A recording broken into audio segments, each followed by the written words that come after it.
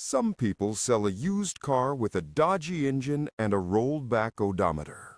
Others simply sell the Eiffel Tower not once, but twice. This isn't about small, everyday fibs, the polite social camouflage, or the tiny, forgettable lies we tell our bosses or spouses. We're talking about the colossal, history-altering deceptions that were so immense, so audacious, and so meticulously maintained that they successfully built empires, shattered institutions, and fooled millions of people across continents and centuries. Let's brace ourselves and begin this lengthy, cynical countdown into the very foundation of deception. Number 1. The Subway champion, Rosie Ruiz. Winning the Boston Marathon is one of the ultimate, soul-crushing tests of human endurance, a feat demanding months of brutal, unforgiving training, incredible physical stamina, and a will of unyielding iron. Or you could just decide to do what Rosie Ruiz did in 1980 and take the subway. The scene that day was initially of triumph. Ruiz, a virtually unknown runner, broke the tape and was crowned the female winner of the prestigious race, clocking a time that was the third fastest female time in the history of the event. But the euphoria was immediately mixed with profound suspicion. Something was glaringly, viscerally off. Ruiz wasn't just tired, she wasn't sweating. Her hair was immaculate. She looked less like a marathon champion who had just completed 26.2 miles of hell, and more like someone who had just finished a light, pleasant jog to the mailbox. When interviewed by journalists about her strategy or training, she couldn't offer any coherent explanation, stammering over basic running terms and displaying no knowledge of the sport. The truth soon came out in a series of humiliating discoveries. Investigators realized she hadn't appeared in any of the countless photographs or spectator reports for the vast majority of the course. Ruiz had jumped out of the crowd about a mile from the finish line after taking the Boston subway, the MTA Red Line, for most of the race. She was exposed as a spectacular fraud. She didn't just cheat, she revolutionized laziness, creating a legend of deceit that remains the gold standard for audacious, low-effort lying in athletics. Number 2. The non-defecating deity, Kim Il-sung. When it comes to the complex, terrifying craft of building a cult of personality, nobody, anywhere in the modern world, beats the founder of North Korea, Kim Il-sung. His entire legacy and the foundation of the state he created is built on a mountain of institutionalized lies so absurd, so total, and so completely enforced that it's almost impressive in its scope. According to the official, mandatory state propaganda, the reality enforced by threat of death for millions of people, Kim Il-sung was a being beyond human necessity. The most famous of these lies is that he did not defecate or urinate. He was so pure and revolutionary that such biological needs were beneath him. That, astonishingly, is just level 1 of the deception. The state also claims he supposedly wrote 1,500 books in 3 years while at university, an average of nearly 2 books per day. In his very first game of golf, he shot an incredible 38 under par, which included a perfect, mathematically impossible 11 holes in one. His birth was supposedly heralded by a double rainbow and a new spectacular star appearing in the sky. These aren't just fun facts for the public. This is the mandatory, absolute reality enforced throughout the entire education and media system. It is a lie so total, so deep, and so meticulously maintained that it has ceased to be a simple political deception and has become the de facto state religion, proving that the biggest lie is the one you force everyone to believe. Number 3. The drunken intruder, Michael Fagan. Imagine this incredibly unlikely scenario. The year is 1982. A working-class man named Michael Fagan somehow manages to break into the ultimate symbol of British sovereignty, Buckingham Palace. He navigates the sprawling corridors, completely evading security, and finds himself standing, uninvited, in the Queen's private bedroom. For 10 terrifying minutes, he sits on Queen Elizabeth II's bed and has a startling, hushed chat with the monarch. When Fagan was finally arrested and the unbelievable story broke, the press went absolutely wild. Fagan, seizing the moment, fed them a heroic, perfectly curated story about a concerned citizen, a man so worried about the devastating national unemployment that he had undertaken a daring, politically charged mission to discuss policy and the state of the nation with the Queen herself. It was immediately framed as a romantic working-class hero narrative, a political statement about the broken system. The truth, which Fagan finally admitted decades later, was far, far less glamorous, less heroic, and infinitely more idiotic. Fagan confessed that he was simply drunk, possibly high on magic mushrooms, and completely lost inside the palace looking for a toilet. He didn't want to discuss politics, policy, or the economy. He had accidentally stumbled into the Queen's bedroom and was probably just hoping to politely ask for directions to the nearest bathroom. His public lie transformed a simple drunken B&E into a historic political protest. Number 4. The Double Tower Sale. Victor Lustig. There are con artists, and then there is Victor Lustig.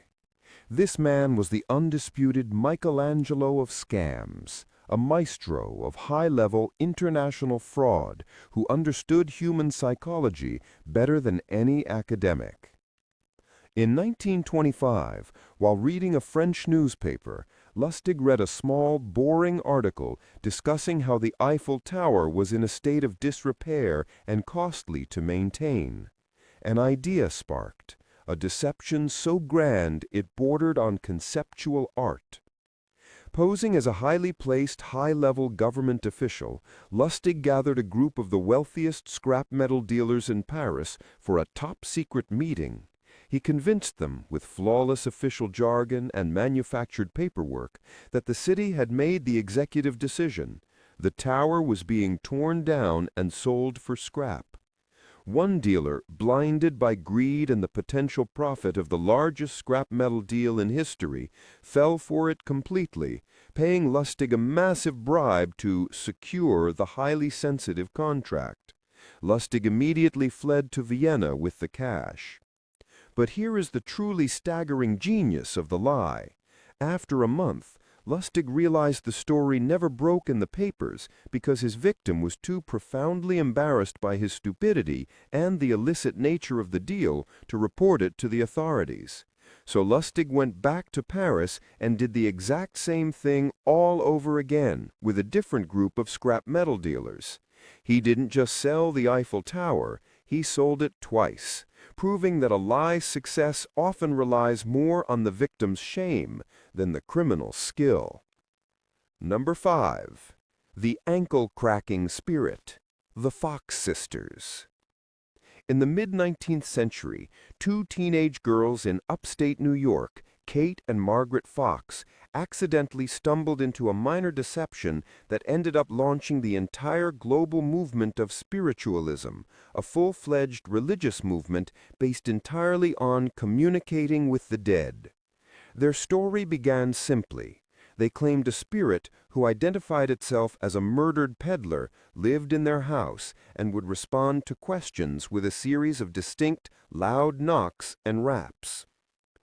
Soon the Fox sisters were national celebrities, traveling and conducting public seances for crowds of increasingly fervent believers, including famous intellectuals, politicians, and socialites.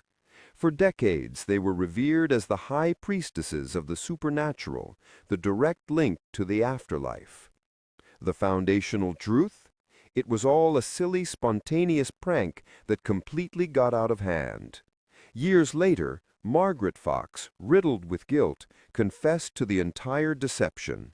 The mysterious supernatural spirit wrappings were not the ghost of a peddler. They were simply the girls expertly and secretly cracking the joints in their toes and ankles by pressing the bottom of their feet against a wooden table or the floorboards. The entire foundation of a worldwide faith, a massive cultural movement, was, quite literally, based on a pair of noisy, duplicitous feet. Number 6. The father of fake news, Ctesias of Cnidos. Before the Internet generously gifted us with fake news and widespread organized conspiracy theories, we had the ancient Greek physician and writer Ctesias of Cnidos. In the 4th century BC, Ctesias wrote a book titled Indica, which he claimed was a detailed, authoritative history and description of India, a mysterious land he had, in fact, never actually visited. Instead of doing any actual research, checking sources, or even asking basic questions, Ctesias just decided to make the entire thing up, and boy did he get extravagantly creative. His version of India, presented as absolute fact, was filled with unbelievable creatures. Cynocephaly, men with the actual heads of dogs. Martichurus, vicious man-eating monsters with human faces. Giant dog-sized ants that industriously dug up gold dust from the desert sands.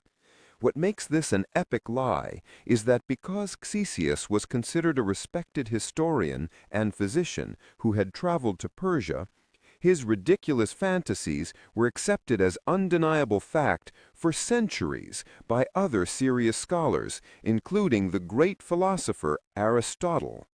Ctesias was basically the world's first ever clickbait author, proving that an exotic, imaginative lie will always travel further than a boring, factual truth. Number 7. The Heiress of Suggestion, Cassie Chadwick. Some liars weave complex, tangled webs of deceit and use endless paperwork. But Cassie Chadwick built an empire, a life of unimaginable luxury, on the power of a single, strategic hint. In the high society circles of the late 19th and early 20th centuries, Chadwick, a woman with a compelling aura of secrecy, let it slip. She never outright claimed it, she merely implied it, that she was the illegitimate, and therefore secret, daughter of the steel tycoon Andrew Carnegie, one of the richest men in the world at the time. That single implication was enough. Bankers, blinded by the potential greed and the opportunity to get in good with the legendary Carnegie, started throwing vast sums of money at her. She racked up millions of dollars in loans, all secured not by collateral, but by the vague, juicy promise of a massive future inheritance from her secret father. She lived a life of unimaginable, glittering luxury for years. Her entire empire was based on the fact that people were far more willing to believe a juicy, sensational secret involving aristocracy and hidden wealth than they were to pick up a single telephone and make a quick call to Carnegie's office to verify the claim. Number 8. The Forger's Revenge, Han van Meegeren. Here is a story of artistic revenge that spiraled wildly into international crime and collaboration with the Nazis. Han van Meegeren was a Dutch painter whose own original work was consistently bitterly rejected by the powerful art critics of his time. They called him unoriginal, derivative, and technically obsolete. Frustrated and consumed by bitterness, he decided to prove his genius in a rather unique, criminal way. By expertly forging masterpieces of the revered 17th-century Dutch painter Johannes Vermeer. His forgeries were technically brilliant, chemically perfect, and aesthetically flawless, so good that he successfully fooled the world's most renowned art experts and museums. He became extremely rich selling his newly discovered Vermeers. The ultimate twist came during World War II.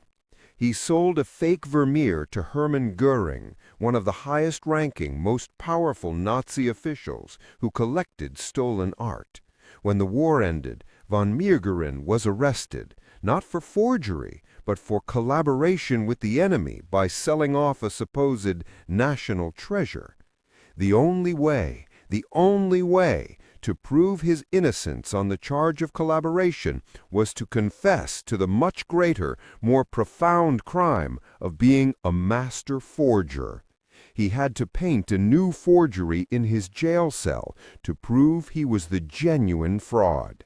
He had successfully fooled the art world, the critics who hated him, and even the top echelons of the Nazi regime.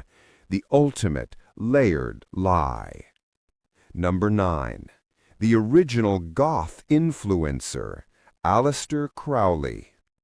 If you're going to lie, why bother with anything small? Why not go big, like I am the actual Antichrist big? Aleister Crowley, the infamous British occultist, styled himself as the Great Beast 666 and built an entire lasting persona around being the most wicked, most magically potent man in the world. He claimed to possess immense, genuine magical powers, to communicate with trans-dimensional beings he called Aiwass, and to be actively ushering in a brand new apocalyptic age for all of humanity. In reality, Crowley was an absolute master of self-promotion, theatricality, and extremely elaborate staging.